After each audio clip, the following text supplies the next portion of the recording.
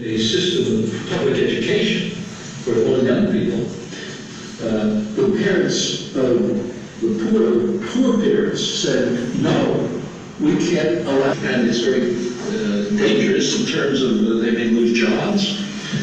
This isn't even teachers who are bad. My sister's a teacher. I don't hate her because she's a teacher.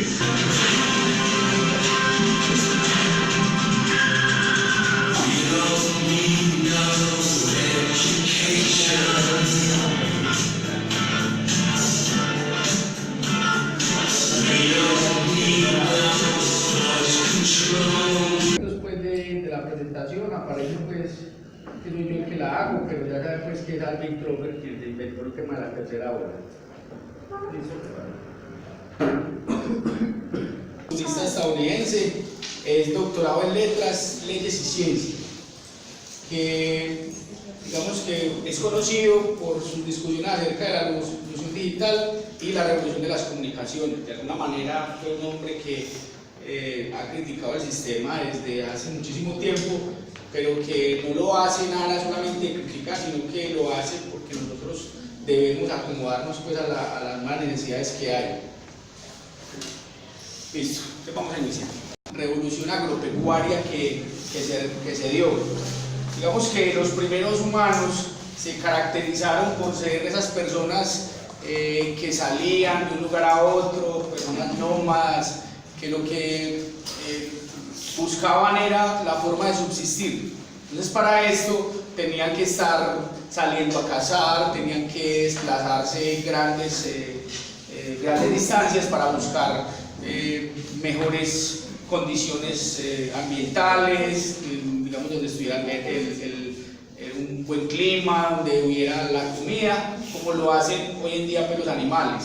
Así hacíamos nosotros, hasta que llegó un momento en el que se dio todo el tema agrario. Entonces ya eso permitió que las personas tuvieran que esperar que la cosecha diera, tuvieran que asentarse en algunos lugares, y eso permitió que de una u otra manera pues cambiara de alguna forma el mundo.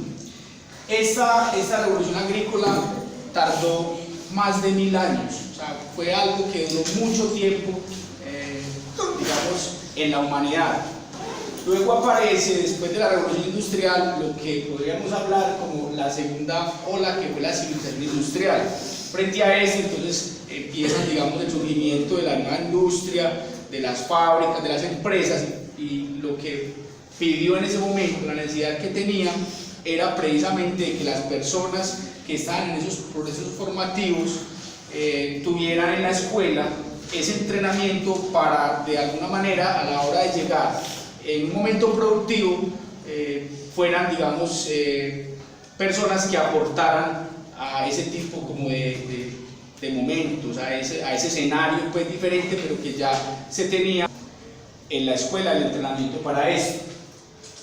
Esta segunda civilización industrial duró alrededor de 300 años. ¿Listo? Entonces tenemos que la primera fueron 1000 años, la segunda 300 años, y aparece entonces la tercera ola, como se llama Alvin Toffler, que sería la ola de revolución digital y la revolución de las telecomunicaciones, que es la que estamos viviendo hoy en día. Esta ola entonces es una ola que es mucho más acelerada, que los cambios se van dando de alguna manera mucho más rápidos y que nos van permitiendo entonces tener el acceso a cosas de manera inmediata. Entonces vamos a ir analizando cada uno de esos cambios. Generar cierta resistencia. Entonces en el año de 1800, por ejemplo, cuando la educación empezó a ser gratuita para toda la población, incluyendo los más pobres, porque la educación en su momento inicial fue exclusiva para las personas de la élite, cuando fue para los más pobres, increíblemente, fueron los pobres o los papás de los niños pobres los que no querían, estaban reacios para que se diera eso. ¿Por qué? Porque un niño que dejaba de estar en el campo, digamos, era parte de la fuerza que permitía entonces ayudar en los quehaceres laborales. Entonces para ellos era, no me los lleve, porque si me los lleva entonces yo no voy a ser capaz y nos vamos a morir de hambre, él es el que nos ayuda a aportar.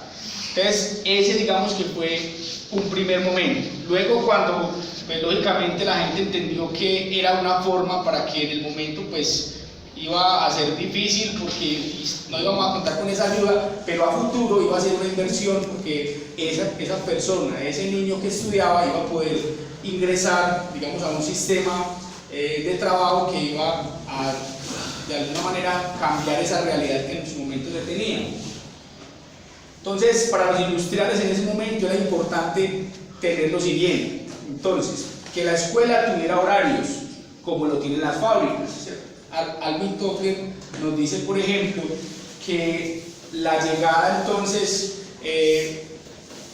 en esa situación era que ellos, cuando llegaban a la parte industrial, es necesario porque el hecho de una persona faltar haciendo una tarea iba a permitir que otras personas se quedaran paradas porque no había producción.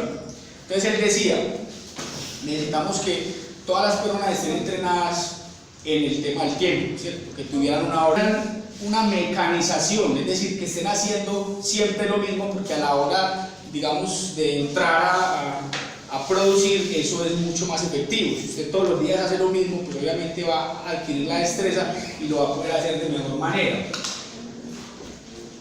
Entonces, para él, la forma en cómo se diseñaron las escuelas y como todavía están diseñadas, que miren, por ejemplo, cómo estamos, de una manera lineal, donde entramos a una hora en específica, donde suena un timbre para un cambio. En las fábricas sonaba el timbre para salir a desayunar, sonaba el timbre para entrar después de, sonaba el timbre para salir. También tenemos, digamos, la mecanización de ciertos procesos. Hoy en día ya no se necesita eso. ¿Por qué? Porque si bien es cierto, pues todavía hay parte de la industria, la mayoría de empleos ya no son así. Hoy en día la gente trabaja medio tiempo, hoy en día es muy común trabajar desde la casa, desde el computador, trabajar en diferentes horarios, usted se pone su horario. La contratación, por ejemplo, de algunas personas, el teletrabajo, el hecho de que usted sea, son por tareas, pero usted no me tiene que entregar esta tarea, maneje usted su tiempo. Eso hace que entonces aparezca que para nosotros la formación que tenemos no sea tan significativa, porque de alguna manera ustedes ya no van a ser, digamos, parte de un sistema como si lo fueron algunos de nuestros antepasados, sus abuelos, sus padres y ese tipo de personas. Bueno, entonces por eso Alvin Toffler dice, el sistema está obsoleto. ¿Qué quiere decir obsoleto? Está viejo, está mandado a recoger. Él decía que estaba esperando la pronunciación de Bill Gates, ¿cierto? Bill Gates, ustedes lo conocen, el creador, pues, de Microsoft. Y él dice que el sistema ya ni siquiera puede ser reformado, porque de alguna manera pues lo que busca, ¿no? Vamos a reformarlo, ¿no? Él dice que hay que cambiarlo completamente. Él dice que hay que reemplazarlo por un sistema educativo nuevo que responda a las nuevas necesidades que tienen, digamos, esta nueva generación, una nueva generación que ya obedece a unos cambios sustanciales en diferentes aspectos. Por ejemplo, en la forma de comunicación. No sé si ustedes de pronto han oído hablar del telegrama. ¿Escucharon un telegrama? Un telegrama era una especie de carta corta que usted, cuando estaba de un lugar a otro, usted le mandaba, cobraban por palabra. Entonces yo recuerdo que mi papá le mandaba a mi mamá un telegrama cuando él trabajaba lejos. Un telegrama que decía: mi amor, me haces mucha falta, te amo mucho. Ese mensaje lo mandaba mi papá y llegaba a mi mamá a los 15 días y le cobraban por palabra. Entonces la gente utilizaba poquitas palabras. Y para poderlo mandar, mi papá tenía que ir a una oficina de Telecom, luego mi mamá entonces lo tenía que ir a reclamar a una oficina de Telecom y se demoraba 15 días. ¿Cuánto se demora hoy en día para llegar un mensaje de esos, del esposo a la esposa, del novio a la novia? Segundos. Entonces ese tipo de cambios son los que nos trae esta nueva ola. El tema de los computadores. Los computadores entonces, digamos que, como hablaba Alvin Toffler, son unas herramientas que la mayoría de veces por sí solas funcionan. Es decir, la persona no necesita, digamos, ser un mago pues, para poner a funcionar una computadora. Simplemente conociendo las operaciones básicas o simplemente cacharreando puede llegar a entrar en funcionamiento una máquina de estas. Vamos a los celulares. ¿A quién le enseñan a manejar un celular? Mi hijo tiene 5 años y yo me quedo sorprendido porque sin saber leer, sabe buscar videos en YouTube, sabe meterse a todas partes de una manera que mi abuelo, por ejemplo, que tiene 80 años, no es capaz. O sea, él, a pesar de que sabe leer, se enreda, venga mi hijo, ayúdeme con esto. En cambio, los niños no, y estoy seguro que ustedes, cuando tienen acceso a este tipo de herramientas, no necesitan que les enseñen. De pronto un que otro tip, ¿cómo bajo esta aplicación o cómo hago para esto? Pero la mayoría de cosas las aprenden por sí solos. Entonces existe un empoderamiento de las herramientas, y aunque él hace un ejemplo diferente aquí con las cámaras digitales, no el telegrama sino las cámaras digitales, que anteriormente era, bueno, la foto de la familia, la foto, había que mandar el rollo, él habla de cosas, aquí era foto Japón. Y entonces, dentro de 8 días venga por las fotos, ¿cierto? Entonces uno en las fotos, ay, en esta quedé dormida, ay, en esta no sé qué. Hoy en día no, se toma la foto y no, esa no me gusta, bórrela, ¿cierto? El acceso a ese tipo de herramientas cambió definitivamente. Bien, ahora, entonces, ¿cuáles son las principales transformaciones que se presentan para lo educativo en la sociedad del conocimiento? Entonces, como les decía ahorita, la primera ola tardó miles de años en desplegarse, la segunda solo necesitó 300 años, la tercera ola se desarrolla en pocos años, enfrentando la más profunda conmoción social y reestructuración creativa. Todo va cambiando. Yo me compré un televisor hace 4 o 5 años, y resulta que al año siguiente salieron los Smart TV, un televisor como este, pero que no tiene ciertas funciones, no tiene acceso a YouTube, no tiene acceso a Netflix, entonces es un televisor obsoleto, pero hoy en día es un televisor que no tiene como esas características.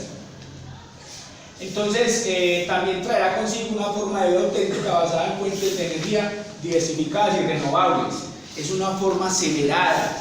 Esto va a una velocidad que uno tiene un conocimiento hoy, uno tiene el último celular hoy, uno tiene lo último en Guaracha hoy, y mañana, pasado mañana, entre una semana, entre un mes, eso cambió totalmente, ¿cierto? Entonces, lo otro es el acceso a la información. Anteriormente los gobiernos censuraban, ¿cierto? Llegaban y decían, no, vea, esto no puede salir, esto no puede ir a la luz pública. Hoy en día no pueden hacer eso, porque usted simplemente con una grabación, usted simplemente con una divulgación, con un compartir una publicación, hace que de alguna manera ese tipo de cosas dejen de estar tan sesgadas, dejen de estar tan tapadas, por decirlo de alguna manera, para entrar entonces a estar divulgándose para que todos tengamos acceso a esta información. Bien, entonces, en esa medida, ¿qué implicaciones tienen estos cambios en lo educativo? Entonces, el modelo educativo deberá entonces responder a estas nuevas expectativas, modificando radicalmente su estructura, ¿cierto? De alguna manera tenemos que buscar la forma. Yo sé que eso probablemente desde las aulas no sea tan fácil. El sistema es el que tiene que ofrecer esas herramientas que permita que esto de alguna manera cambie. Ayer teníamos una discusión aquí en el colegio acerca de este tipo de cosas. Bien, entonces, el lugar por excelencia, uno de los cambios es que el lugar por excelencia para uno aprender no necesariamente en la escuela. Muchas veces aprendemos más por fuera de la escuela que dentro de ella, porque dentro de la escuela, pues sí, conocemos algunos contenidos que tienen que ver con las materias específicas, pero muchos de los aprendizajes más significativos los tenemos por fuera de la escuela. Ahora, ¿cuáles son los retos que tenemos nosotros como docentes? Entonces, lo primero es pensar que nosotros no somos los dueños del conocimiento. Hoy en día, ustedes, de alguna manera, tienen la capacidad de saber más, inclusive que un docente, en algunos aspectos, y estoy seguro que así es. Por ejemplo, saben manipular los aparatos electrónicos de una mejor forma que como lo podemos hacer nosotros. Entonces, nosotros tenemos que desaprender para aprender lo nuevo. ¿Listo? Y de esta manera, entonces, tener la posibilidad de acceder a ese proceso formativo.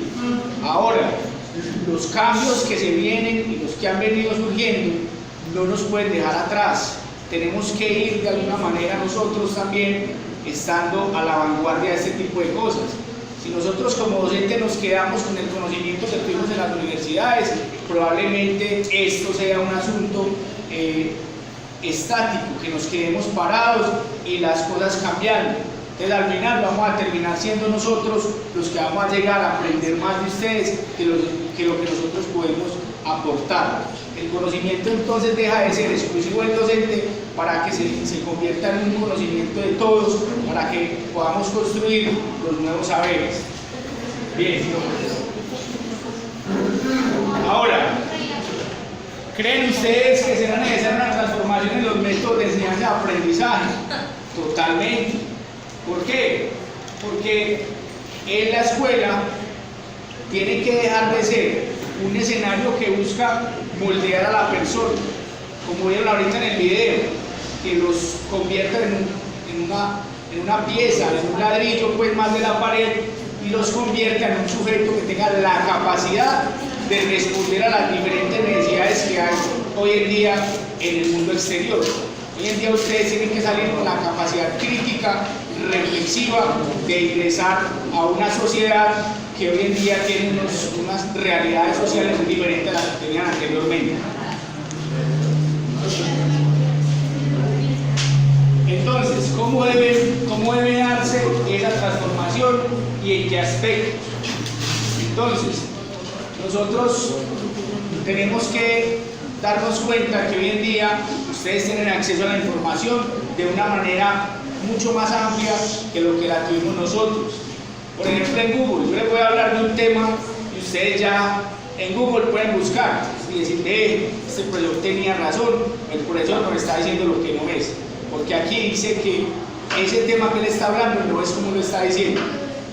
O simplemente tener acceso a diferentes informaciones. Usted, por ejemplo, en las redes sociales puede dar cuenta de que allí hay videos, allí hay algunos programas que permiten de cierta manera ver cómo se desarrollan unos temas. Entonces uno como docente lo que hace es aprovechar esos espacios para interactuar con ellos y permitirles a ustedes que el conocimiento sea de todos. Bueno, yo les agradezco mucho por haberme escuchado. De todas maneras, enseguida hacemos el debate.